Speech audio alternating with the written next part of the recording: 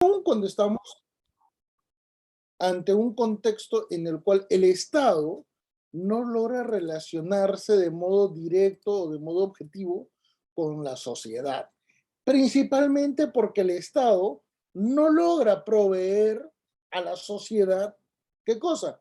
La atención de sus necesidades básicas, como por ejemplo en el ámbito de la impartición de justicia, porque estamos con una norma, con una ley muy disfuncional, atemporal, que provoca que tengamos muchísima sobrecarga procesal. Y esto, más aún cuando tomamos en cuenta que existen muy pocos jueces especializados en el área. Entonces, esta situación, ¿qué es lo que está provocando? Está provocando que tengamos una legislación tanto en lo procesal como en lo sustantivo muy negligente.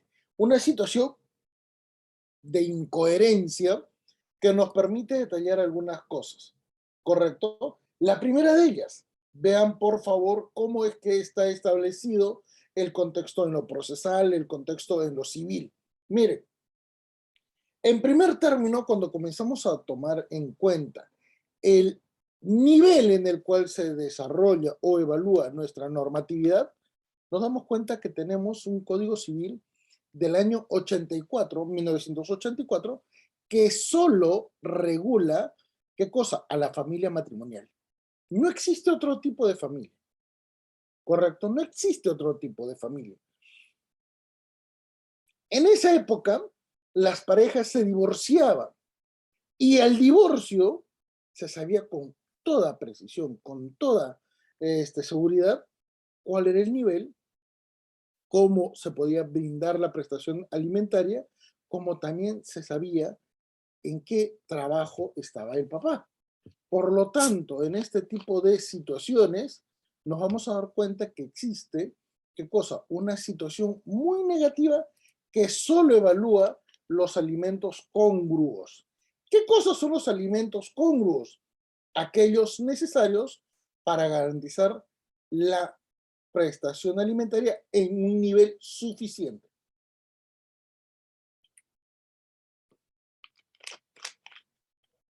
¿Qué significa esto? Significa que solo vamos a evaluar una pequeña parte, correcto, de aquello que sea necesario para garantizar la sobrevivencia de una persona. Porque en ese momento no se garantizaba mayores condiciones. Recuerden que para esa fecha no había internet, no había una sociedad tan globalizada como la que vivimos en la actualidad, no habían factores que pudieran, ¿qué cosa?, incidir en el ámbito de las condiciones económicas, sociales, culturales, de la familia.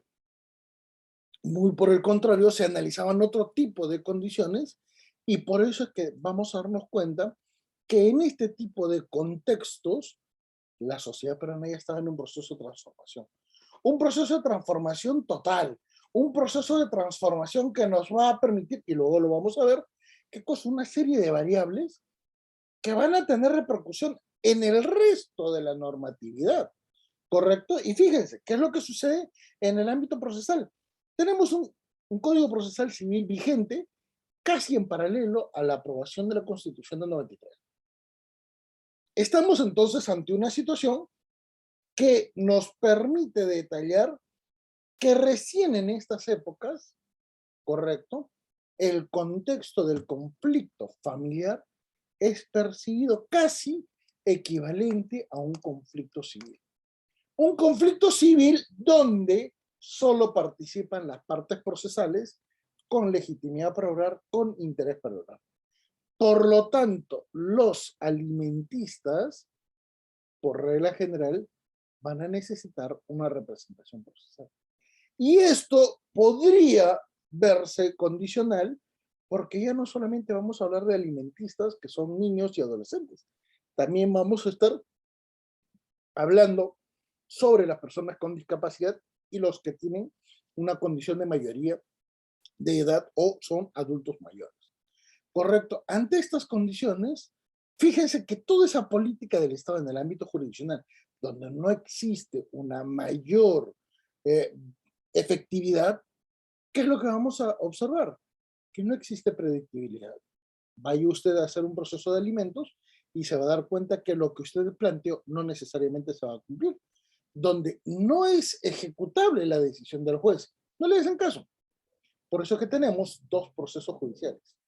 Un proceso civil familiar, un proceso penal, si es que no se cumple con la prestación de alimentos.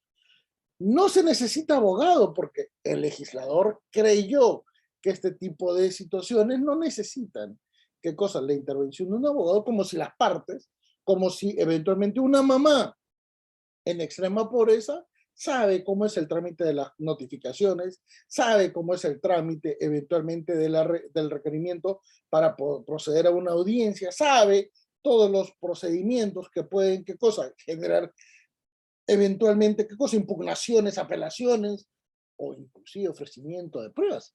Claro, como la mamá es absolutamente capaz, a criterio del legislador, correcto, no necesitas abogado. Y eso es uno de los principales defectos. Por eso es que normalmente quienes hacen ese tipo de procesos sin el auxilio de un abogado, normalmente desisten. ¿Y esto qué provoca? Que los niveles de abandono procesal en esta especialidad sean absolutamente amplios. ¿Correcto? Entonces, ante estas condiciones y ante estas referencias, ¿qué es lo que vamos a poder detallar? Señores, que lo más probable es que no se pueda entender o comprender el por qué muchas personas no ejecutan una demanda o un requerimiento de pago de alimentos porque sencillamente asumen que estos problemas se van a solucionar en el tiempo, ¿correcto? Entonces, ante estas condiciones es muy difícil de evaluar qué cosa, un conflicto familiar porque se cree, se percibe que esto es muy similar a lo que normalmente han podido tener, ¿qué cosa? En situaciones complicadas. Para ello, no se analiza los niveles en los cuales se desarrolla el contexto, el contexto de la malicia y temeridad procesal, ni mucho menos se analiza, ¿qué cosa? Una situación muy especial porque las partes son muy negligentes, ¿correcto? No se percibe este tipo de situaciones y por ello es que normalmente el contexto procesal es absolutamente complicado. Más complicado aún porque los abogados que intervienen en este tipo de situaciones normalmente están vinculados a la defensa de intereses o de expectativas económicas significativas. Nunca van a ver un abogado litigando con una carga dinámica, con una carga bastante amplia y bastante elevada ante estas referencias, por ejemplo, cuando se trata de una pensión de alimentos muy limitada o muy pequeña. Muy por el contrario, sí van a ver un abogado que ejecuta muchísimas acciones, muchísimas condiciones, porque sencillamente están debatiendo qué cosa, una prestación de alimentos de forma muy alta o elevada. ¿Correcto? Entonces, ante estas condiciones, es muy significativo entender cómo es que todo el contexto judicial o el contexto procesal que se ve en esta especialidad se puede percibir. Entonces, ante este tipo de situaciones, ¿qué es lo que ha ocurrido? Normalmente, la mayor parte de conflictos que se evalúan y que llegan a ser demandas, ojo, demandas y denuncias en el ámbito judicial, esto es en lo civil, esto es en lo penal, ¿correcto? Van a provocar algunas condiciones, algunas características. ¿Cuáles van a ser estas? Dos, ¿correcto? En lo civil, en lo constitucional, en lo familiar, que es una parte, y en lo penal. Pero muy bien, en este tipo de situaciones, por favor, entiéndase lo siguiente. Cada año hay 5 millones de nuevos expedientes. 5 millones de nuevos expedientes. ¿Quién ha dado ese informe? La Defensoría del Pueblo. Pero hasta el año 2019. ¿Correcto? y hay que entender con detalle cómo es que cómo es que se ha generado esta referencia. Entonces, cuando la Defensoría del Pueblo evaluó, correcto, evaluó esta situación, percibió que de los 5 millones de expedientes, 2 están vinculados al contexto civil, familiar o constitucional. 2, casi la mitad. Y medio millón de expedientes hasta el año 2019 estaban vinculados al contexto de violencia familiar. Ahora es más, ¿correcto? Pero recuerda que 2020, 2021, el panorama procesal y judicial es muy complicado. Es difícil pronosticar y proyectar resultados porque ni siquiera el Poder Judicial ha podido superar sus limitaciones en cuanto a la sistematización de información. No porque no haya querido, sino porque el contexto de pandemia ha limitado. Por eso es que no han salido de las estadísticas del 2020. Y no es una situación negativa para el Poder Judicial. Lamentablemente es algo comprensible, ¿correcto? Pero si nos damos cuenta, hasta el año 2019 la Defensoría del Pueblo detallaba que en este tipo de situaciones, en los expedientes familiares, normalmente se podía proyectar la incidencia a casi, ¿qué cosa? 5.7 personas en nuestra sociedad. O sea, un expediente judicial afecta a una familia. ¿Y de cuánto es la familia? Normalmente de 5.7 personas. Esa es la media en el Perú. No estoy diciendo que todas las familias tengan 5.7 individuos, no. Estoy diciendo que es la media. ¿Qué significa una media? Que hay familias que tienen 10 individuos, como que hay familias en las que solamente hay 2, ¿correcto? Que son eventualmente una pareja, o son 2 ancianitos, o eventualmente son 2 jóvenes que deciden convivir. Estamos hablando de eso. En el punto medio, entonces, el rango general es 5.7. Pero si ustedes suman, miren señores, en esta multiplicación, si ustedes multiplican medio millón de expedientes por 5.7, el resultado nos permite decir que literal estamos ante un conflicto, ¿qué cosa? De naturaleza, ¿qué cosa? Nacional. Porque el resultado de esta multiplicación nos permite decir que tenemos, ¿qué cosa? Literalmente 2.850.000, ¿qué cosa? Afectados. Y estamos hablando de medio millón. Calculen en este tipo de situaciones el tener, ¿qué cosa? 2,5 millones de expedientes judiciales donde nosotros vamos a poder apreciar, ¿qué cosa? Este problema. Si multiplicamos 2.5 millones de expedientes por 5.7, literal, ¿qué es lo que tenemos? Casi la mitad de la población peruana. Porque nos provoca un caso de 14.250.000 sujetos. Literal, señores, estamos hablando de casi la mitad de la población peruana. ¿Por qué? Porque en la población peruana un tercio son adultos, un tercio son las personas ya de tercera edad y un tercio son los jóvenes. Lo que significa que literalmente este problema repercute a casi 2/3 de la población peruana. Entonces, estamos hablando de un problema muy grave y que nos permite tomar en cuenta que el Estado no ha ejecutado una acción judicial eficiente. Ha pensado que esto se puede solucionar bajo mecanismos, ¿qué cosa? Sumamente displicentes o esperando eventualmente que la familia resuelva la manera en la cual pueda solucionar sus conflictos. Y ese es un error, ¿correcto? Es un error porque en el ámbito judicial ni el juez ni los magistrados del Tribunal Constitucional pueden hacer lo que quieran. Están condicionados a lo que se analiza en el expediente judicial, principalmente cuando se trata de la atención de personas en situación de vulnerabilidad. Recuerden, estamos hablando del CEDAW, 1979, estamos hablando de la Convención de Belén do Pará, 1994, estamos hablando de la Convención de Derechos del Niño, 1989, personas con discapacidad, etc. Hay un contexto de derechos humanos, hay un contexto de referencias negativas en el ámbito de una ley que además de ser formal, ¿qué cosa? Es sumamente especial para un conflicto en particular, El problema en evaluación no se limita a un periodo de tiempo, ¿correcto? Hay una serie de factores que se tienen que analizar y donde los niveles de violencia son muy elevados que finalmente el Poder Judicial o el Tribunal Constitucional no pueden solucionar. Ante esta situación, ¿qué es lo que ocurre? Ocurre toda una serie de problemas en el ámbito de la sociedad debido a que lamentablemente el proceso no limita el conflicto familiar. Y esto es muy referencial. El conflicto sigue, ¿correcto? Por eso es que los niños y adolescentes no son parte procesal, son personas dependientes.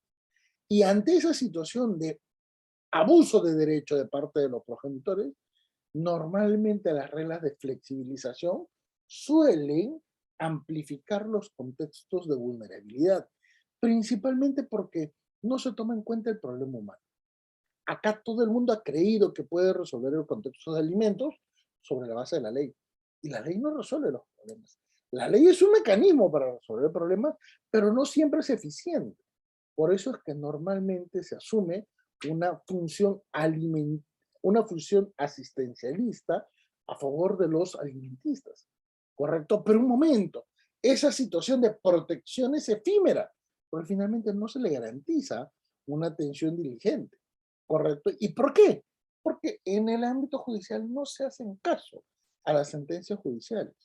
Los procesos correctos se vinculan en una serie de situaciones. Proceso principal, secundario, complementario, derivado, paralelo, derivado, etc. Entonces, en este ámbito, el interés superior del niño, el concepto de dignidad, plazo razonable, tutela judicial efectiva, se relativizan. Son muy propensos a ser desnaturalizados. Perdónenme, pero hay una bulla al costado de mi ventana. Un segundito, voy a apagar el micro porque está en una pelea que no quiero que se escuche porque está pasando.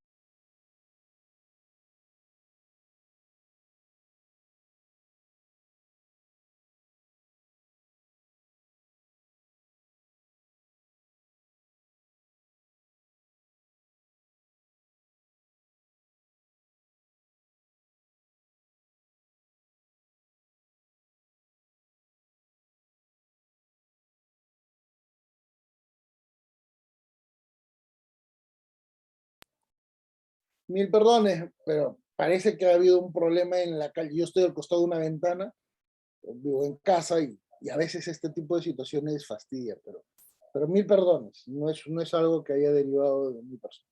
Entonces, ¿qué pasa en este contexto complicadísimo? Aparecen nuevos actores y donde se registra un abuso de derecho de forma tan significativo que comenzamos a detallar qué cosa.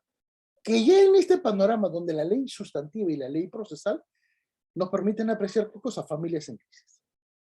Y estas situaciones de familias en crisis especialmente es por alimentos, ¿correcto? ¿Por qué? Porque en este tipo de referencias hay más separaciones y divorcios que matrimonios. Desde 1948 han surgido diferentes tipos de familia, ¿correcto? El Código Civil necesita ser integrado, adaptado, reinterpretado en función a la Constitución, a la Convención Americana y a los tratados de derechos humanos. El Código Civil es absolutamente obsoleto y tiene muchas incoherencias y tiene algunas constitucionalidades. Es grave, ¿correcto? En esta perspectiva, entonces, comenzamos a darnos cuenta que surge una condición de constitucionalización del derecho de familia, pero a la misma vez surge un contexto procesal familiar que nos va a permitir, ¿qué cosa? Interpretar cómo es que se analiza el conflicto familiar, ¿correcto? Entonces, ante esta referencia, nos damos cuenta, ¿qué cosa? Que en el análisis del conflicto familiar, nos vamos a dar cuenta que tenemos, y vean ustedes los diferentes niveles, varios niveles de conflicto. ¿Y dónde se analiza en primer término el conflicto familiar porque acá ya estamos hablando de una situación de separación, una situación eventualmente de violencia, etcétera, cuando analizamos qué cosa, el contexto de alimentos. A esa crisis familiar que ya es evidente, lo primero que se plantea es qué cosa, un proceso de alimentos. Así directo, donde también se pueden analizar qué cosa, el cobro de devengados, la variación de la prestación. Seguidamente, se analiza un contexto de violencia entre progenitores. ¿Y por qué es gráfico entender esto? Porque recuerden que normalmente los contextos en los cuales se va a evaluar los alimentos suelen estar vinculados sobre todo a los dependientes que son hijos, pero no se analiza con la misma diligencia los alimentos a favor de una persona dependiente, a favor de una persona con de repente una discapacidad o de repente una persona en condición de adulto mayor, ¿correcto? Y como esto no se suele percibir, ¿qué es lo que se ve inmediatamente? Contextos de violencia familiar en el ámbito judicial. ¿Dónde? En la vía judicial constitucional. Proceso de amparo, proceso de habeas corpus, representan este tipo de situaciones y por eso es que en el último nivel nos vamos a dar cuenta que existen contextos en los cuales se debe evaluar la denuncia penal por omisión de asistencia familiar. ¿Qué implica? Que podemos ver dos o tres tipos de procesos judiciales casi en paralelo, pero sobre la base de una referencia totalmente, ¿qué cosa? Compleja, muy sujeta a lo discrecional y peor aún, sujeta a las condiciones impuestas por las mismas partes. Entonces, ante estas condiciones, es importantísimo ver cómo se resuelve la dinámica familiar. ¿Correcto? Fíjense, señores, y vamos a hablar de tres referencias: contexto íntimo, contexto privado, contexto público, yendo de menos a más. ¿Correcto? ¿Qué es lo que suele ocurrir en la dinámica familiar y en el trámite procesal y judicial? Justamente los alimentos. Dos condiciones muy negativas. ¿Correcto? Dos condiciones muy negativas. La primera de ellas, y vamos a ver que en lo que significa el contexto familiar y el contexto procesal, correcto, en ese tipo de situaciones, vean cómo es que se va a desglosar la referencia al contexto íntimo, el contexto privado y el contexto público. Vamos a tener finalmente 13 referencias en las cuales todo literalmente se encuentra en una condición de cambio, en una condición de adaptabilidad a las nuevas reglas que van a aplicar no solamente en el ámbito procesal, sino en el ámbito civil, porque ya es evidente que los contextos de derecho de familia no llegan a resolver una situación. Entonces, esto es muy, muy complicado. Por eso va a ser absolutamente importante entender cómo es que se genera esta dinámica. Entonces, esta dinámica está vinculado sobre todo al estudio de diferentes factores. Lo primero que tenemos que tomar en cuenta es que cosa, que estamos ante una condición donde surge la obligación. Simple. El segundo detalle es cuando se analiza el reconocimiento del derecho, o sea, la prestación. O si es que no se inicia ahí, con la exigibilidad del derecho, tercero. Y en estas referencias solamente los progenitores intervienen. Nadie más. Es un contexto íntimo, ¿correcto? Pero como esto no suele permanecer estático, se amplifica el problema y se genera, ¿qué cosa? El incumplimiento de la prestación, los incumplimientos parciales, se exige la prestación completa, se registran casos donde hay multiplicidad de entornos familiares o eventualmente se cuestiona una obligación, por ejemplo, los alimentos derivados de una impugnación de filiación, y eventualmente nos damos cuenta que el entorno familiar puede que se ha amplificado tanto que inclusive la relación entre un alimentista con una persona que no es su progenitor biológico, ni papá ni mamá, puede darse. Y les doy un ejemplo muy sencillo. Expediente 093-32-2006, caso Reinaldo Scholz, grafica este tipo de situaciones. El padre no biológico, esto es, la pareja de la mamá de una chica, correcto, es el que ejecuta el proceso de defensa de su propia familia. Correcto, por cierto, el año pasado falleció el señor Reinaldo Scholz, pero fíjense cuál es el nivel de incidencia de este tema. Permite observar que todo el entorno familiar participa. Y al participar todos, es evidente que se hace en un contexto privado. Nadie más interviene que eventualmente la familia, y eso se traduce, por ejemplo, en las demandas, en el cobro de devengados, en el análisis de una legislación que sigue pensando que vivimos en el 84, que no ha evolucionado mucho, que estamos ante un proceso de evaluación y eventualmente de actividad probatoria para demostrar algo, que además, que eventualmente este proceso genera un delito, el delito de omisión de asistencia familiar, y se pueda tramitar en la vía procesal penal en forma paralela, pero donde no hay delito, o sea, en términos de punición. ¿Por qué? Porque el decreto de urgencia 008-2020, Economía y Finanzas, más el decreto legislativo 1459, nos permite detallar qué cosa, que estamos ante una situación donde el delito ya condenado no se ejecuta, porque el progenitor acuerda pagar los alimentos. Entonces, ¿por qué recién vas a pagar para evitar ir preso si has tenido 5 años incumpliendo los alimentos? ¿Y cómo es posible que la gente pueda haber ahorrado durante 5 años el dinero que necesitas para justamente demostrar que puedes salir libre? ¿Qué nos permite detallar? En el último lugar, que la evaluación de la condición de sujeto de derecho, que la condición de tutela judicial efectiva, que el trámite de debido proceso son absolutamente limitados, ¿correcto? Ante estas condiciones, entonces, ¿qué hacemos en este contexto? ¿Qué es lo que tenemos que evaluar? Fíjense, señores, comenzamos a tomar en cuenta que lo que no se conoce más allá de lo que ha determinado la pareja, es imposible conocer. No podemos averiguar, por lo tanto, al ser una condición absolutamente íntima, es muy difícil que nos podamos relacionar. ¿Dónde ya nos relacionamos? En el contexto privado, que por regla general asume que los procesos de conciliación van a ser eficientes. Yo no conozco ningún caso que pueda demostrar con objetividad la importancia de la conciliación. ¿Correcto? Soy consciente que mi palabra puede tomar algún impacto, pero con sinceridad le digo, la conciliación no sirve.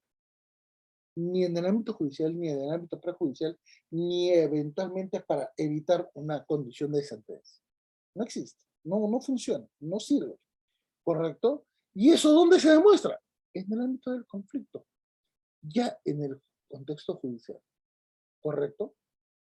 Fíjense cómo es que este tipo de referencias inciden principalmente en los diferentes tipos de procesos judiciales que pueden estar relacionados. Miren cómo vamos evolucionando en función de la carga de color que le estamos aplicando a los colores, a los cuadrados. Miren, ¿eh? Primero, recuerden que podemos ejecutar una ejecución de acta de conciliación, ¿correcto? Y ahí tenemos el incumplimiento de los alimentos o eventualmente la reconfiguración de esta obligación, porque podemos entender que se pueden conciliar o eventualmente ya son considerados devengados, ¿correcto? El juez ordena que desde el momento X hasta el momento presente se cumpla con la prestación alimentaria y lo puede establecer a nivel de cuotas, ¿correcto? Así que hay un panorama mucho más amplio en esa referencia y donde eventualmente hay diferencia con el contexto cautelar y en el ámbito de los alimentos y de la afiliación, ¿correcto? Fíjense cómo es que se ejecuta en lo judicial y en lo procesal otro tipo de referencias. Por ello, es importantísimo observar que, por ejemplo, en un proceso de alimentos, también se puede hacer, ¿qué cosa? Un proceso de conocimiento en el cual se plantea el divorcio. ¿Por qué? Pregunta. ¿Por qué no? ¿O ustedes creen que todo aquel que plantea alimentos no le interesa saber su estado civil? Claro que sí.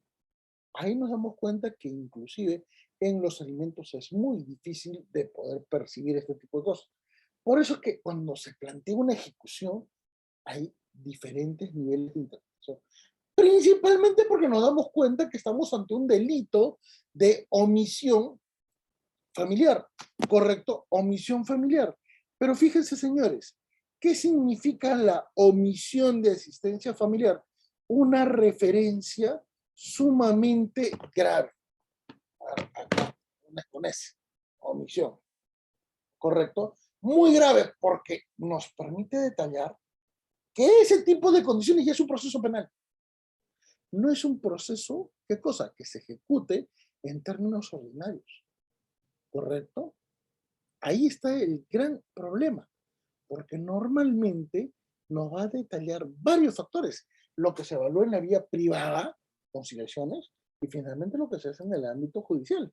Por eso es que hay una pésima perspectiva de entender el conflicto familiar que se cree, que se asume que solamente a nivel de pareja. Y eso es un error. Al menos en contextos de alimentos, recuérdese que todo lo que tenga que ver con la prestación alimentaria implica un contexto, ¿qué cosa? Muy diferente a nuestra perspectiva. La primera de ellas, no todo conflicto familiar genera un proceso judicial. Regla simple. No todo conflicto genera un proceso judicial. ¿Por qué? Porque las partes pueden solucionar subjetivamente esto. Porque las partes pueden pactar de repente, no evaluarlo durante un tiempo, siguen viviendo juntos y si esto ya no se soluciona, dan qué cosa, cerrado el tema. Pero fíjense que no todos actúan igual. Una persona que eventualmente no quiere separarse puede soportar actos de violencia, puede soportar actos de maltrato, solamente por estar con la pareja. Entonces, vean que esa relación familiar tiene múltiples contenidos, especialmente en el ámbito de las relaciones interpersonales. Y no estoy exagerando, ¿correcto? Este tipo de situaciones nos permite apreciar el nivel de intimidad de una pareja, ¿correcto? No solamente en un nivel de entendimiento, no, no, no, estamos hablando en general. ¿Por qué?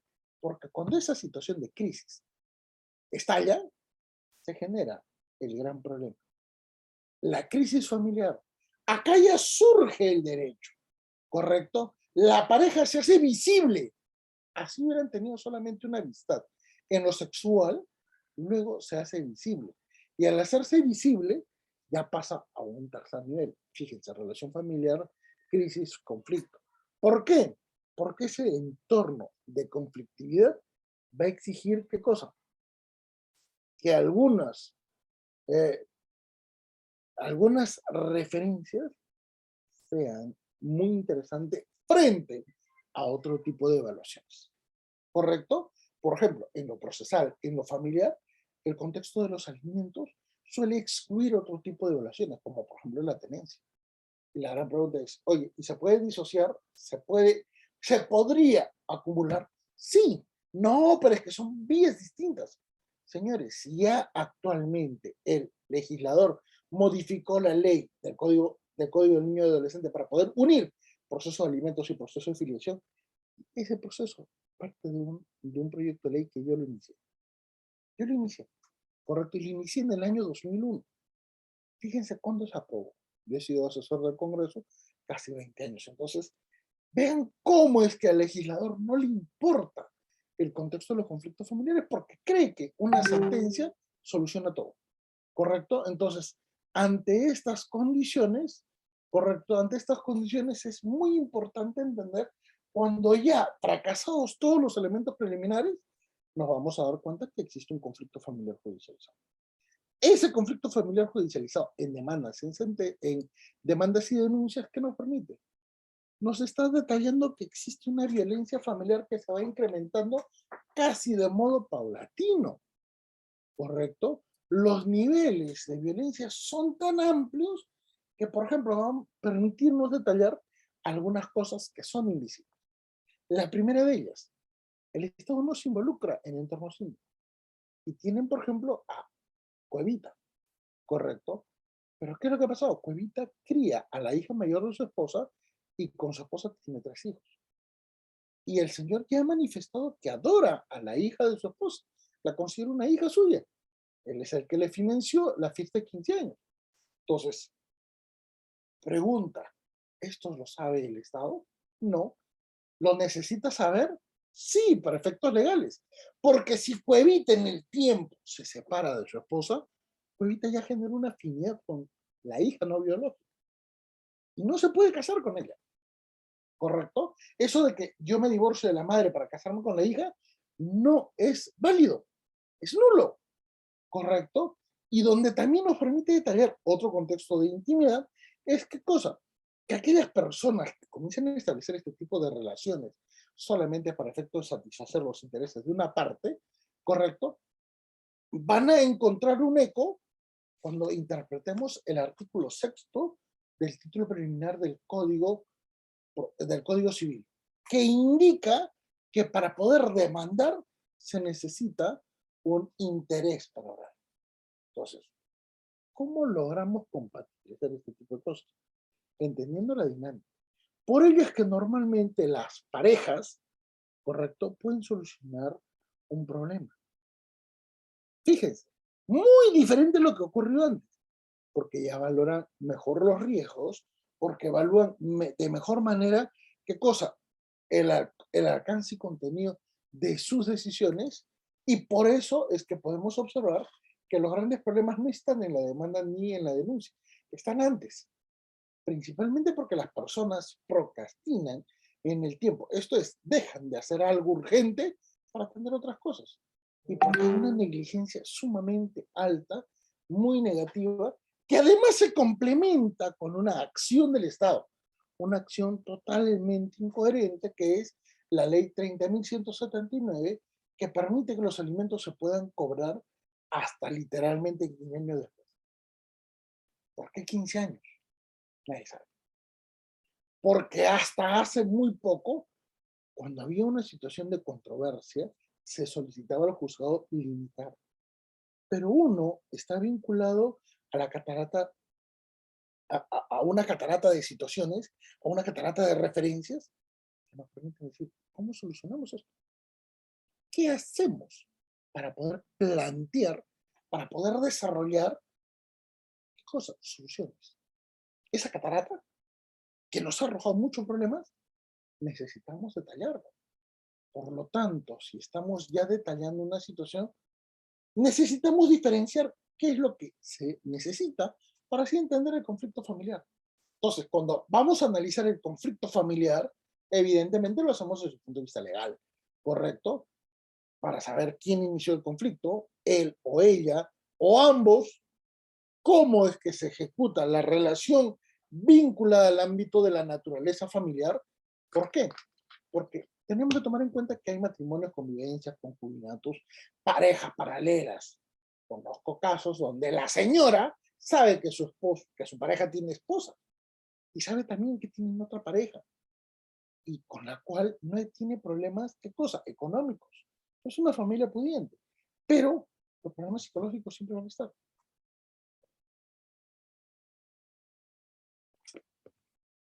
Y en este tipo de situaciones nos vamos a dar cuenta que las personas ya registran problemas psicológicos, ¿correcto? Sean por razones vinculadas a la niñez, la crianza, por ejemplo, la hibristofilia, o sean vinculados al contexto familiar, como por ejemplo, hay una patología sumamente grave que es, ¿qué cosa? La indefensión aprendida. Por eso es que hay víctimas que creen que su condición es algo natural y que, bueno, es la suerte de Dios, pues no perciben que están en una situación negativa porque como nunca tuvieron una vinculación afectiva con su progenitor, sencillamente se sienten abandonadas. Esto pasa. Esta realidad, ¿dónde la podemos apreciar? En dos ejemplos muy sencillos. Fíjense, ¿por qué pusimos el 1 al 5 en circular? El ciclo de la vida es, ¿qué cosa? Aquella referencia negativa que nos permite decir el círculo vicioso. Fíjense arriba, señores. Tenemos una persona que se relaciona con sus parejas, a todas las embaraza, o si no las trata de embarazar, pero a todas las abandona. ¿correcto? Él podrá decir, soy buen papá, que los problemas surgen.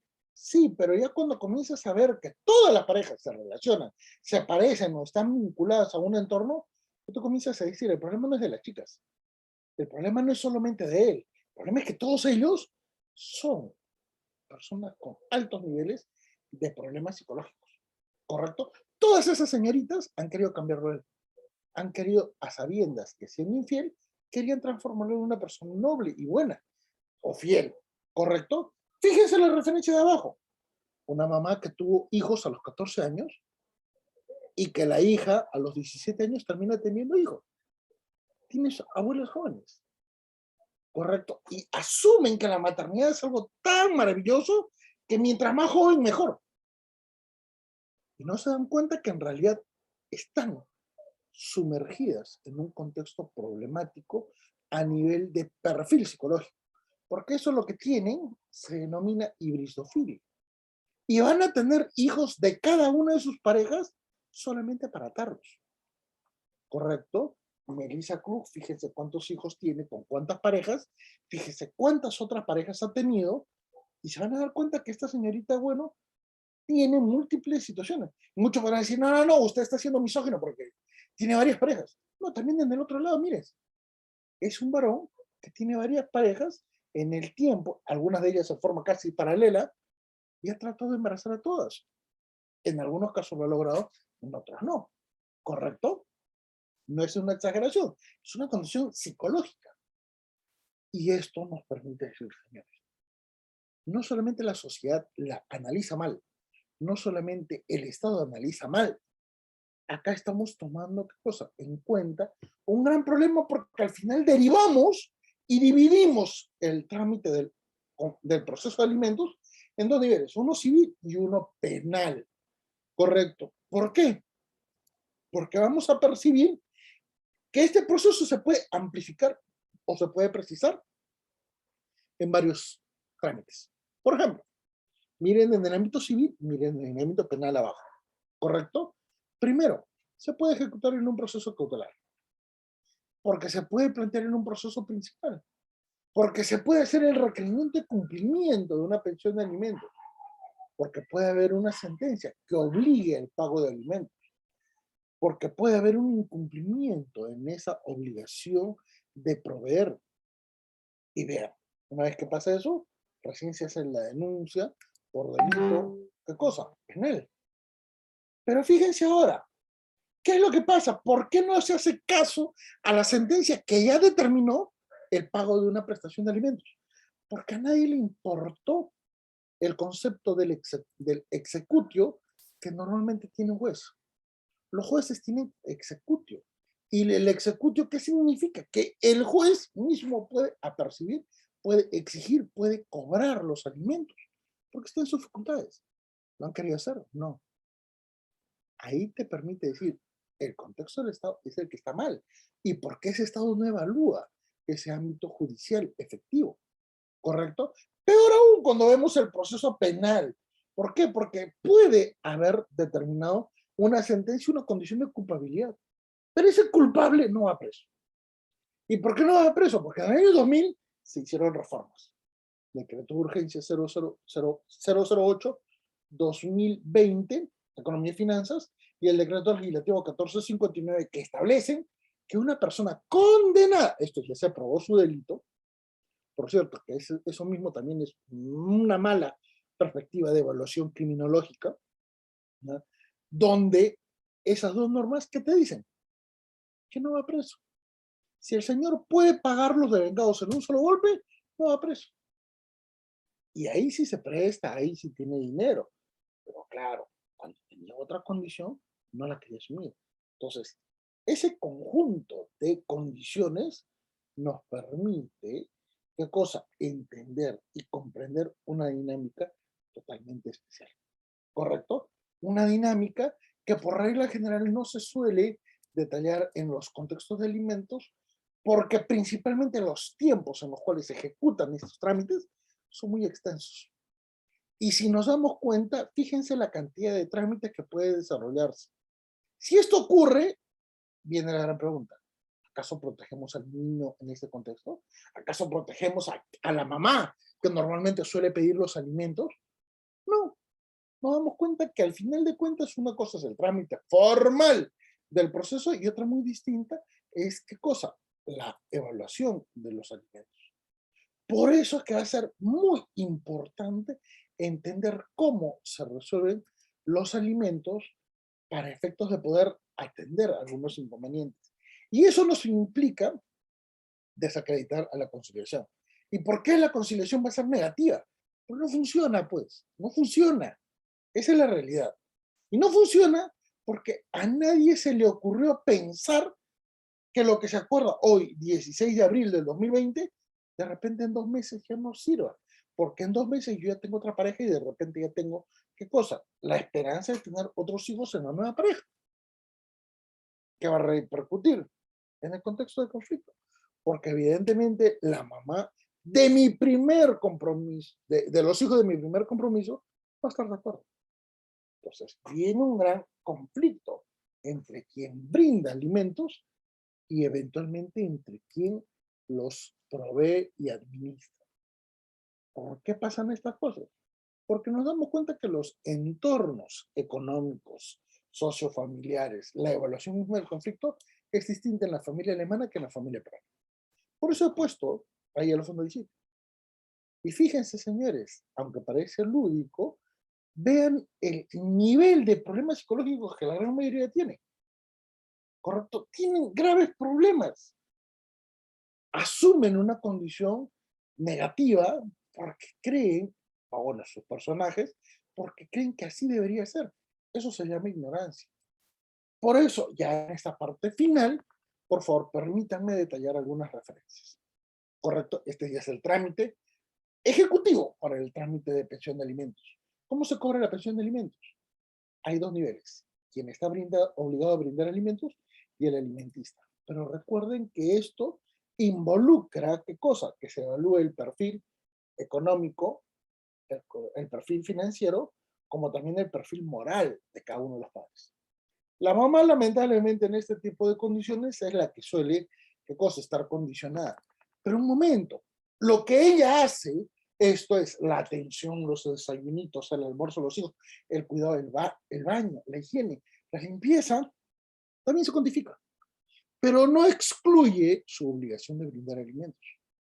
Solo que se compatibiliza y se toma en cuenta que eso que hace, que es natural, correcto, se reconoce en términos formales. Nada raro, nada extraordinario. Es lo bueno. Porque antes se pensaba que los dos tenían que solamente vincularse en el contexto económico. Y el gran problema es que la mujer en ese contexto no trabajaba, como la podías considerar igual. Ahí vienen los errores de interpretación de nuestro sistema normativo y que terminan por provocar otro tipo de problemas, como por ejemplo en la evaluación del cobro de la CTS. Yo no entiendo por qué algunos jueces quieren cobrar CTS en el caso de los alimentos. Y les voy a demostrar por qué. Hagamos de cuenta que este esquema va a estar en el punto medio de nuestra pizarra. ¿Qué significa? Que en este momento me voy a jubilar. En este momento recién tendré acceso a mi CTS y a mis beneficios pensionarios. ¿Y qué significa? Que yo ya pasé 35 años de mi vida laboral útil. ¿Correcto? Ya soy un adulto mayor que tengo derecho a esta pensión. Y en ese momento, 35 años después de, 30 años después de haber trabajado, mi hijo me puede cobrar la CTS. Mi hijo, el alimentista que era niño y que después a los 18 años maduró, me exige. Yo le digo, pero hijo, este es mi derecho previsional. No, que esos son alimentos. Pero tú ya tienes 35 años, tú ya tienes 30, tú ya tienes 28. Ah, pero es que eso me lo debiste pagar estando yo niño. No, mi derecho previsional está obligado por ley a ser descontado. Por eso es que existe una malísima interpretación de los entornos económicos, sociales, familiares de los progenitores. Porque en nuestro país existe informalidad laboral, porque en nuestro país existen muchísimos problemas en los cuales se analizan varios problemas, donde además nos damos cuenta, ¿qué cosa? Que el contexto de los alimentistas, a ver, esto creo que ha cambiado, que el contexto de los alimentistas necesita ser reinterpretado. Principalmente porque quien puede ser alimentista pueden ser varios sujetos. El nascituro, la madre gestante, el niño adolescente, el hijo adulto, el adulto de la tercera edad, el adulto con incapacidad, el cónyuge conviviente y el cónyuge con persona con incapacidad temporal. Fíjense que en este tipo de referencias, entonces, ¿cómo se evalúa el nivel de prestación alimentaria? Dependiendo de cuál va a ser la condición. Por ejemplo, en el contexto, perdón, creo que han tratado de escribir, en el contexto, por ejemplo, del niño y adolescente, puede ser extensiva en el tiempo, pero también, ¿qué cosa? Podemos estar observando una condición muy particular respecto a la madre gestante, ¿correcto? ¿Y cómo así? Porque obsérvese que esa madre gestante, al nacer, el hijo ya va a perder su derecho, ella, y el derecho lo tiene el alimentista. Pero recuérdese que en estos niveles, plantear un proceso de pago de alimentos a una mujer gestante queda superado. ¿Por qué? Porque en 9 meses va a dar a luz. Y en 9 meses el trámite judicial, por ahí le sea un valor tan mínimo que no resulte favorable. Peor aún, que durante todo ese tiempo de estrés en la gestación puede afectar a su hijo. ¿Correcto? Por eso es que normalmente tenemos que entender que el hijo adulto y la madre del hijo, excepcionalmente, podrían tener algún tipo de pensión, pero recuerden, existen múltiples condiciones en las cuales esta prestación se puede diferenciar, principalmente respecto de las prestaciones alimentarias, como también para evitar el abuso de derecho. Esto entonces nos permite indicar que existe la necesidad de compatibilizar ¿a quién? A los progenitores con respecto a los intereses del hijo. Y eso se evalúa acá, ¿correcto? ¿Quiénes pueden brindar los alimentos? Padre, madre y otros prestadores.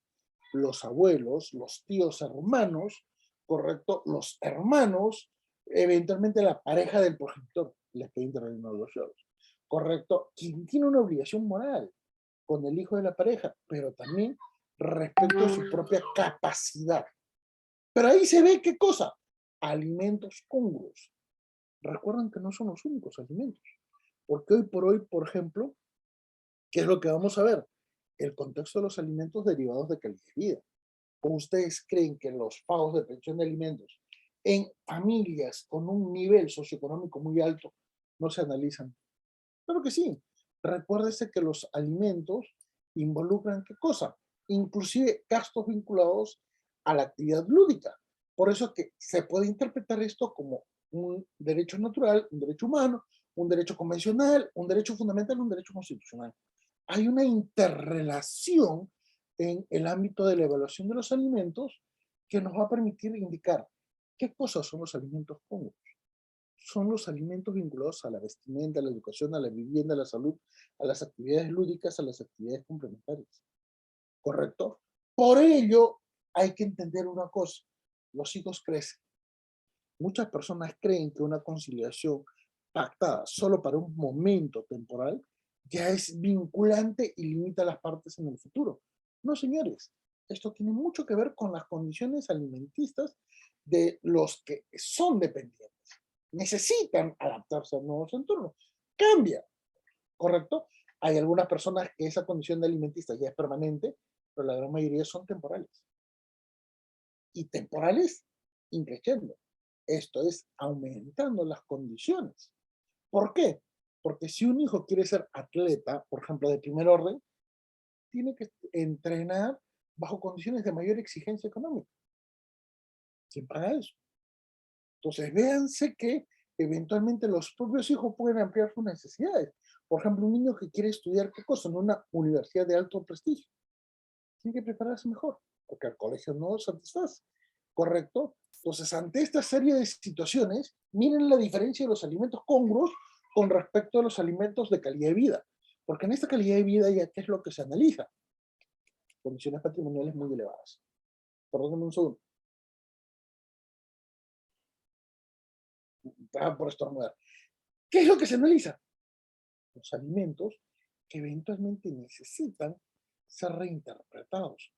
Porque en estas circunstancias, la calidad de vida no es un factor que produzca beneficio al hijo, sino al administrador. Por eso que en el caso de Melissa Klug y Jefferson Farfán había el problema económico. No por los hijos. Los hijos vivían, ¿qué cosa? Como $8,000 mensuales y a cuerpo de rey. Porque jamás se gasta toda la pensión de alimentos. Se gasta con las justas $4,000. Y por hijo entonces tienes, ¿qué cosa? Un margen de ganancia de $4,000. $8,000 mensuales. ¿Quién gana $8,000 mensuales por solo tener hijos? Nadie. Entonces, en estas circunstancias, fíjense cómo se puede evaluar otro tipo de circunstancias. Por ejemplo, en el caso de los alimentos derivados como gastos hormiga. ¿Qué cosas son los gastos hormiga? Son los gastos que se van asumiendo, son los gastos que se van ejecutando en función, ¿qué cosa? A una negativa evaluación de obligaciones. Esto es, el obligado a brindar alimentos cree que hace algo bueno, cree que hace algo positivo y gasta su peculio para atender las necesidades de su alimento. Ojo, es una situación muy particular. Muchas veces esto suele a provocar cosas, muchos conflictos familiares, porque el contexto económico es insuperable. Una persona, imaginémonos, gana mil soles, sueldo mínimo vital, ¿correcto? Para dar margen referencial, 1,000 soles. Pero está obligada a dar, ¿qué cosa? El 60% de su pensión, de su remuneración a su familia. Se queda con 400 soles. Saca al hijo un fin de semana y el hijo le dice, papá, hay que comer pollito con mi hermanito. Es un pollo a la brasa. El taxi, la movilidad.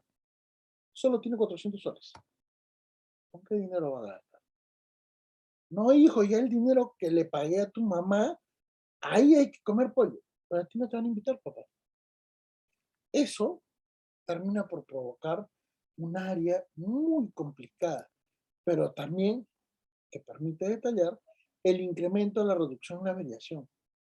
Principalmente porque recuerdan que este tipo de obligaciones requieren una interpretación mucho más dinámica, ¿correcto? Y sobre esta base también se puede extinguir la obligación, generalmente por carga familiar o porque el hijo ya está en mayoría de edad. Señores, un hijo de 28 años que no trabaje es raro. Entonces ese no es un error de ese vago, es un error de sus padres. Y hay personas que están criando al hijo del hijo a los nietos. Y esto lamentablemente es un error de nuestro sistema que va a provocar ¿qué cosa? Interpretar también el modo en el cual se ejecuta una suspensión de la obligación alimentaria, como por ejemplo el requerido por uno de los personajes que están en la imagen en la parte superior.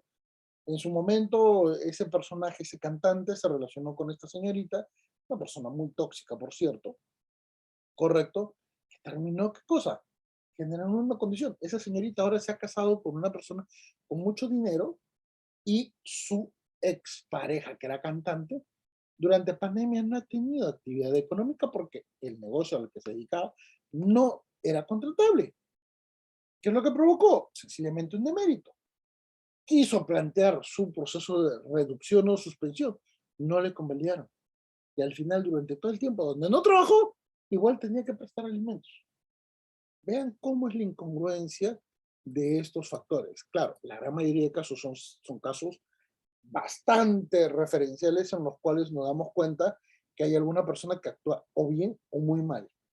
Pero esto está vinculado también con los hijos parásitos, que son los hijos mayores de edad que no trabajan, no estudian y que realmente están esperanzados en algún beneficio derivado de la familia. ¿Correcto? Entonces, ante estas condiciones, ¿cómo se puede probar, cómo se puede acreditar, cómo se puede llegar a demostrar algo? A través de la fiscalización de la cuota alimentaria. ¿Y por qué se necesita hacer eso? Para saber con objetividad cuánto se gasta, qué se necesita. Y esto es no favorable para el obligado a brindar alimentos. Es muy importante para quien los administra. Porque puede demostrar insuficiencia. Y eso le ayuda. ¿Correcto? Ante esta serie de perspectivas, entonces, nos damos cuenta que también viene otro gran detalle. la fiscalización de la cuota alimentaria hoy por hoy ya está queriéndose aprobar en el Congreso de la República, pero a la misma vez nos permite indicar que, señores, uno de los principales problemas en la gestión judicial de alimentos es porque quien administra los alimentos es quien más problemas hace, ¿correcto?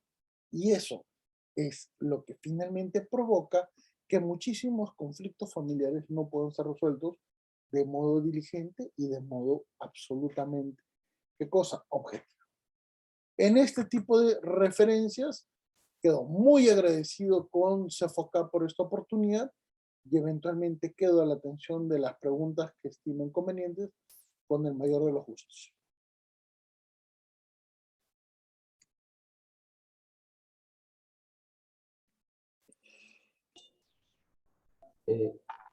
También se les va a activar la opción para que puedan activar su micrófono. Adelante, Abel. Tienes el uso de la palabra. Buenas noches, doctores.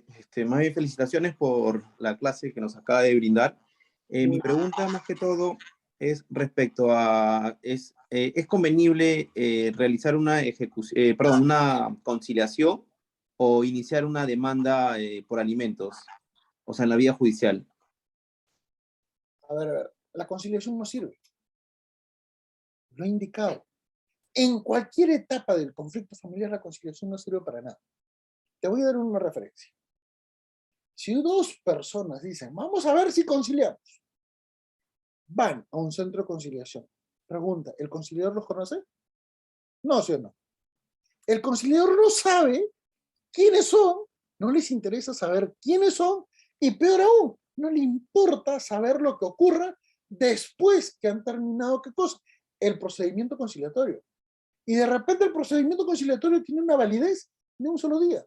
A ese conciliador no le importa, porque ya no tiene el modo de saber. Entonces, por ejemplo, ¿qué es lo que dice mi buen amigo Martín Pinedo, que es uno de los defensores de la conciliación? La verdad que en cada debate que he tenido con él, siempre lo he dejado en ridículo, y me dicen, no, pero Manuel, es que ya tenemos un acto de conciliación, ya está vigente, ya es un éxito. Yo le pregunto, ¿y tú sabes cuántos de esas actas terminan en el Poder Judicial para ser exigidos? No, es que ese es otro tema. ¿Qué tema? Ahí eso significa que tenemos 2 millones de expedientes que contienen actas de conciliación. Y la conciliación no funciona. No funciona. No funciona. Por lo tanto, ¿para qué seguir analizando una condición que ni siquiera tiene un valor significativo? Pero doctor, ¿toda la conciliación no funciona? Estas conciliaciones extrajudiciales. Una conciliación en vía judicial tiene mayor vigencia porque está ante el juez. El juez puede ejecutarla directamente o el juez puede obligar a las partes a tener un comportamiento mucho más diligente. Esa es la diferencia. ¿Correcto? ¿Pero existe otro método? Sí, pero en nuestro país no está aprobada, ¿qué cosa? La mediación. Y la mediación no es otra cosa más que una intervención del abogado eficiente. Señores, una conciliación es un acuerdo, es un contrato. Y si tú estableces muy bien tu contrato, dándole las oportunidades a la contraparte de tener buenos derechos, una buena condición, una buena relación, algo que le sea útil, ¿tú crees que esa persona va a querer fallar, pactar algo contrario a sus propios intereses? Para nada. Pero sin embargo, se cree que la conciliación es buena porque permite que las partes definan sus intereses. Oigan, señores, ¿no se han dado cuenta que los conflictos familiares justamente son absolutamente impensables? No tienen una coherencia ni una lógica estándar, porque eventualmente una persona que tiene muchos adulterios siempre es perdonada por su pareja. Porque eventualmente el nacimiento de un hijo no provoca un divorcio. Y hablo de un hijo extramatrimonial. Entonces hay diferentes factores, ¿correcto? Esto nos permite decir, conciliación no sirve para nada. No sirve. Hay que ser bastante sinceros y hay que decirlo con objetividad. No sirve. Bien, doctor. Vayamos de una manera intercalada, los participantes y también por el chat. Jimmy Rafael pregunta sobre el tema del abuso de derecho. es la falta de regulación de la excepción de la falta de interés para obrar y que lamentablemente en la práctica da lugar a demandas formuladas en contra del progenitor.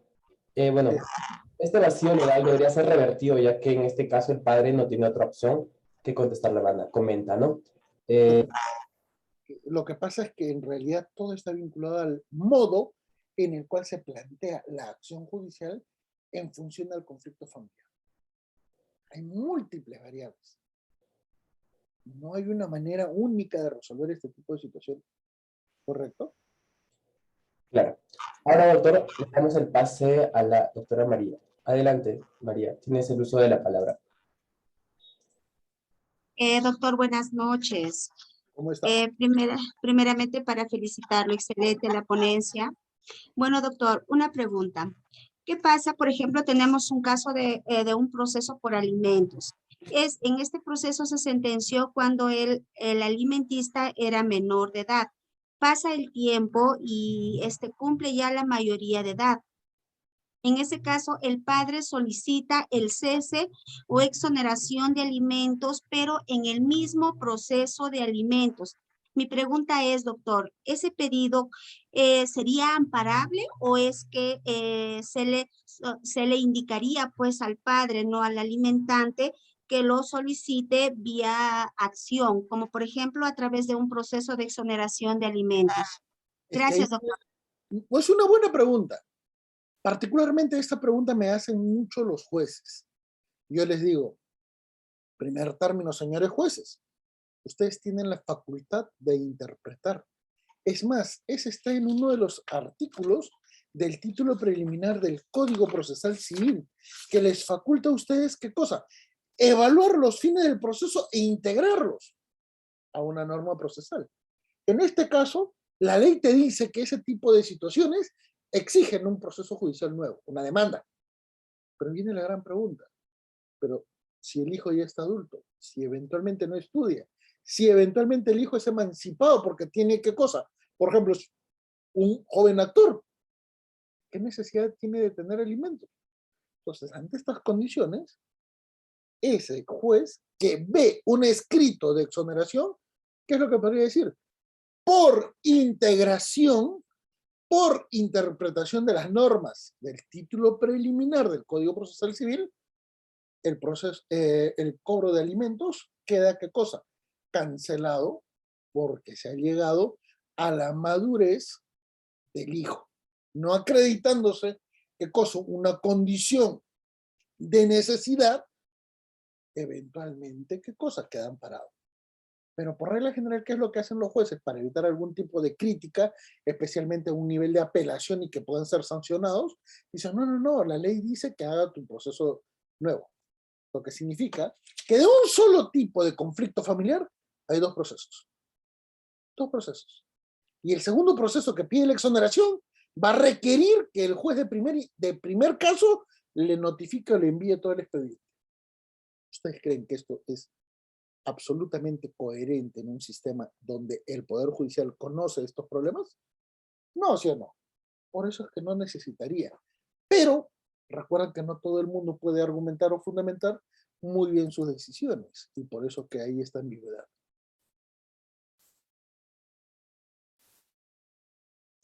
Bien, doctor. Bueno, nuevamente le damos el uso de la palabra a María.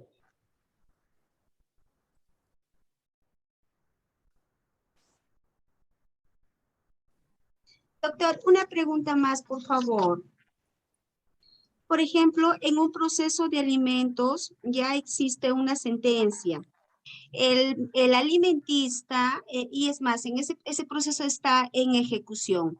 El alimentista, cuando se sentenció el proceso, estaba bajo el cuidado y protección de la madre, lo que implica pues que ella ejercía la tenencia de hecho de ese menor. Sin embargo, ya cuando el proceso está en ejecución, el niño va a vivir con el padre. Entonces, doctor, ahí, ¿qué pretensión se podría plantear, por ejemplo, para que el padre pues ya deje de pagar, de depositar los alimentos toda vez que él ya tiene bajo su cuidado al menor? ¿Podría ser una variación en la forma de prestar los alimentos en el mismo proceso de alimentos? ¿O sería dable, por ejemplo, presentar o pedir una suspensión de la ejecución de la sentencia de alimentos? A ver, Gracias, veamos, doctor. no hay problema. También es una situación muy común ahora, principalmente porque hay veces en las que muchas mamás que tienen la tenencia no pueden tener al hijo, o porque están trabajando, porque están estudiando, porque están inclusive en el extranjero. Entonces ocurre este tipo de situaciones. Pero ¿qué es lo que sucede? En el Perú, la gente se resiste a tener asesoría legal porque evidentemente cuesta, ¿correcto? Evidentemente ningún abogado va a querer darte una respuesta gratis. Entonces, en este tipo de situaciones asumen que actúan correctamente. Entonces, hacen la variación de residencia, correcto, la variación inclusive de la tenencia, y los alimentos se siguen cobrando, se siguen ejecutando. A veces hay, ¿qué cosa? Descuento por planilla, y esto no se varía naturalmente. Entonces, como no quieren preguntar a los abogados, lamentablemente se siguen perjudicando. ¿Qué es lo que puede pasar en este tipo de situaciones? Yo, ¿qué es lo que suelo recomendar? Cuando el cliente varón es el que ahora está criando al hijo, ¿correcto? Y no tiene necesidad de ganarse una pelea con la mamá, porque evidentemente esto podría provocar una situación muy negativa para los dos. ¿Qué es lo que dicen? Oye, ¿sabes qué? Mira, hemos hecho la variación. Si no acordamos un acta de conciliación, yo lamentablemente voy a tener que hacer un proceso judicial, vas a tener que contratar abogado y nos vamos a terminar peleando. Si no entienden esto, que es algo tan simple, ¿correcto? Proceso judicial. Pero en el proceso judicial, tú necesitas como demandante que ya tiene la tenencia ficta, por variación, por propia voluntad, demostrar que tienes al menor, porque no te van a creer. El papá normalmente es considerado el agresor natural en una familia, gracias a la ideología de género. Entonces, como tienes a un papá al que no le van a creer, te conviene saber que antes de hacer la demanda, tú tienes que tener algunas garantías, como por ejemplo, constataciones notariales en las que el niño vive en tu casa. Por ejemplo, en las cuales tú estás pagando la pensión de alimentos directamente.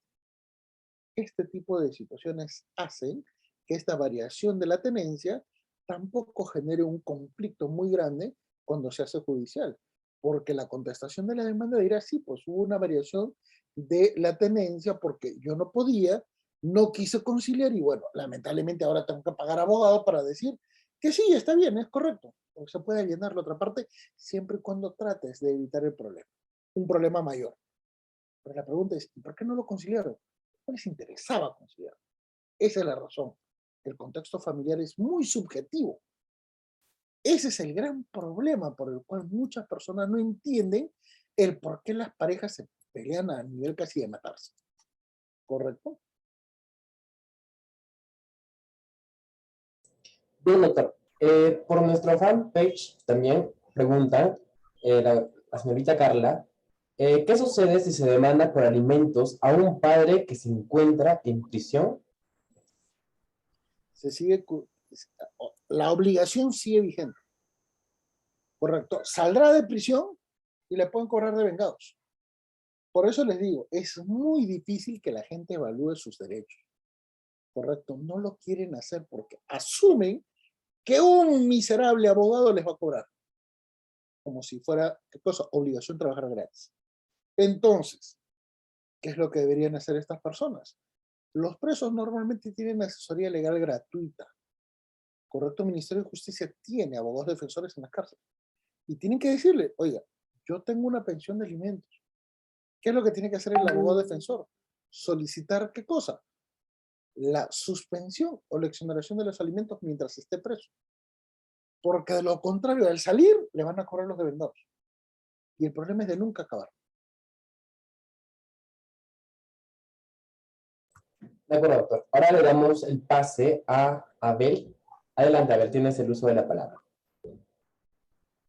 Doctor, quería hacer una pregunta, ya que usted dice que el acuerdo conciliatorio muchas veces en la práctica no se cumple por parte del obligado.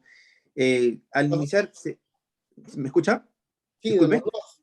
Digo Sí, de los dos. sí, claro, cuando hay un acuerdo conciliatorio, ¿no? Y no se cumple con la obligación, porque muchas veces el hombre chantajea a la mujer porque pretende a veces tener un tipo de vínculo emocional y la madre a veces no, y entonces hay un chantaje en la parte económica y deja de cumplir el acuerdo conciliatorio.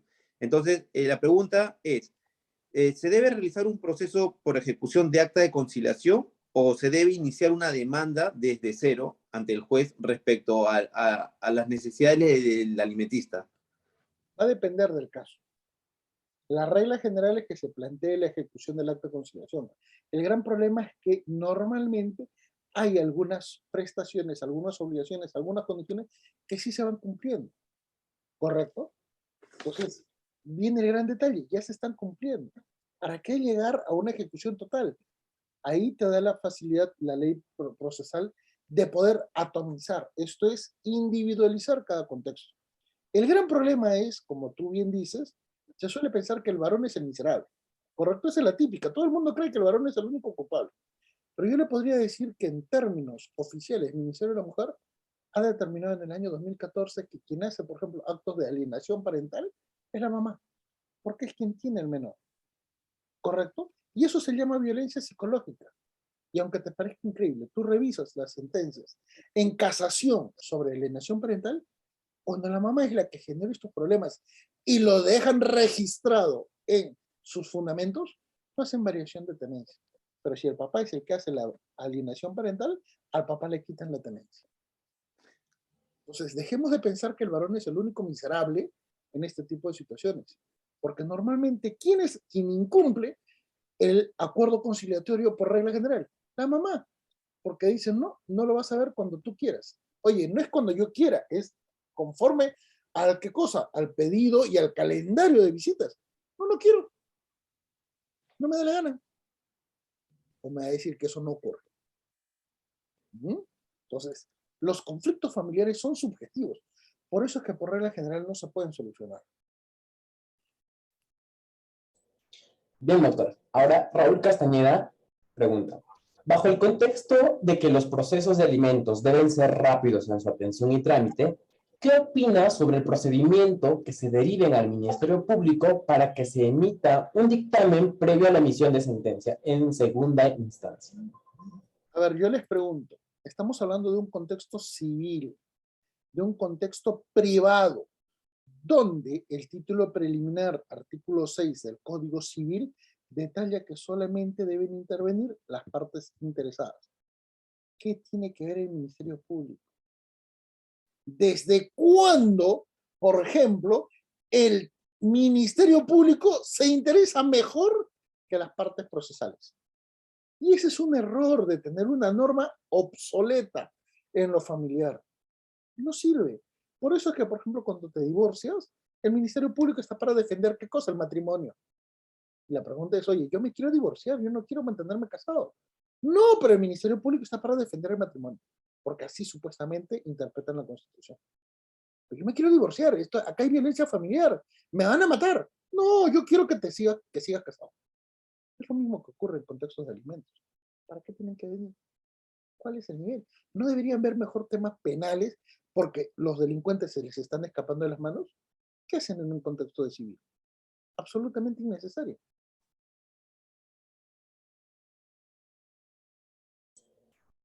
Bien, doctor. Ahora le damos el pase a Marcelo. Adelante, Marcelo. Tienes el uso de la palabra. Sí, muy buenas noches, profesor Manuel Bermúdez. Muy interesante su exposición, lo felicito. Bueno, mi pregunta es, profesor, en lo que es alimentos, ha habido un buen proceso que es de 2019 y hasta ahora no hay ni sentencia, no hay ni asignación anticipada de alimentos, según el artículo 675. ¿Qué ha pasado ahí? El abogado no ha sido una defensa eficaz, no quiso apoyar a la patrocinada.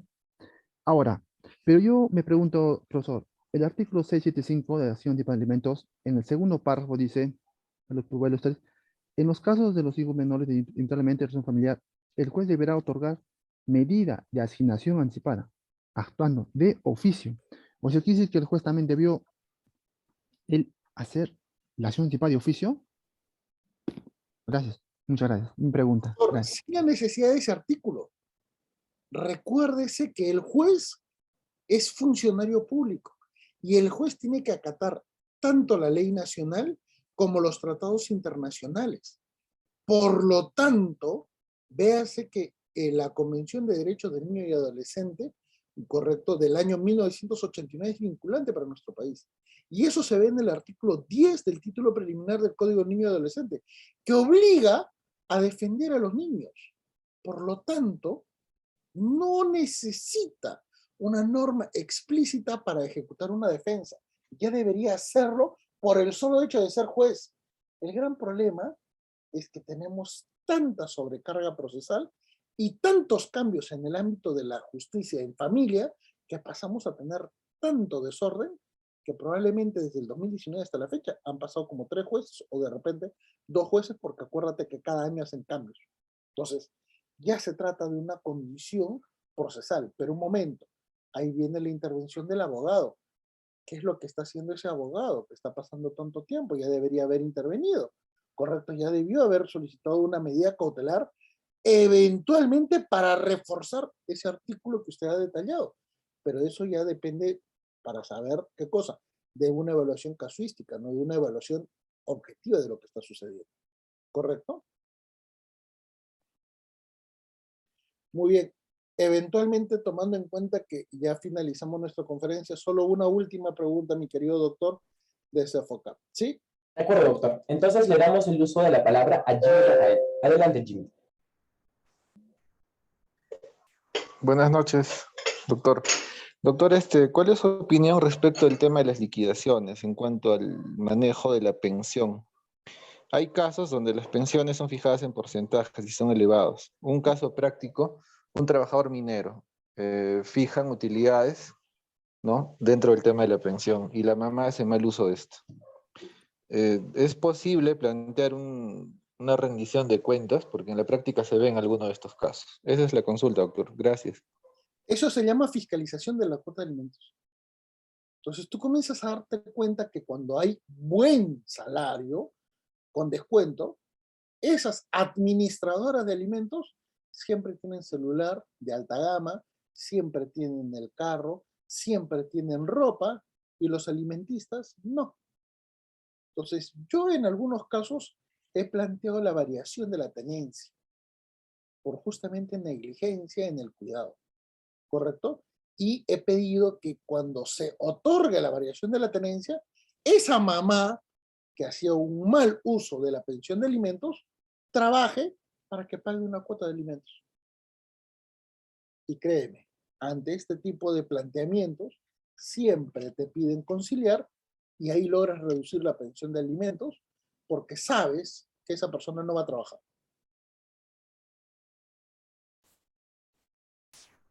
De acuerdo, doctor. Doctor, ¿le parece si hacemos una última pregunta, por favor? Es que ya tengo que ingresar a otra conferencia, por eso. De acuerdo, doctor, no habría problema. En todo caso, le agradecemos desde el Centro de Formación y Capacitación, se le hace el extensivo agradecimiento, doctor, porque una vez más contamos con su participación. Algunas palabras ya para poder culminar, doctor, con esta interesante. Todos los contextos de familia son complejos. Quien diga que familia es un tema relativamente sencillo se equivoca. El proceso judicial en la especialidad es tan dramático y tan complicado que necesitamos una reforma integral para modificar tanto lo sustantivo como también lo procedimental. Y esto porque de lo contrario el problema social va a seguir siendo mucho más negativo y todo el mundo lo va a sentir muy en el ámbito de sus propias actividades personales. Con eso, señores, muchísimas gracias. Ha sido un gusto. Muchas gracias a ustedes, sobre todo, doctor. Esperamos, pues, que nuestros participantes hayan logrado absorber algunas dudas que tenían respecto al tema y, sobre todo, pues, que les haya sido satisfactorio el curso, ¿no? De por sí ha sido muy interesante la disertación de esta noche Y nuevamente, pues, se le hace el extensivo agradecimiento por parte del Centro de Formación y Capacitación, CEFOCAP. Muy buenas noches, doctor.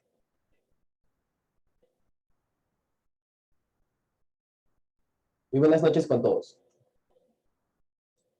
Tengan una excelente noche.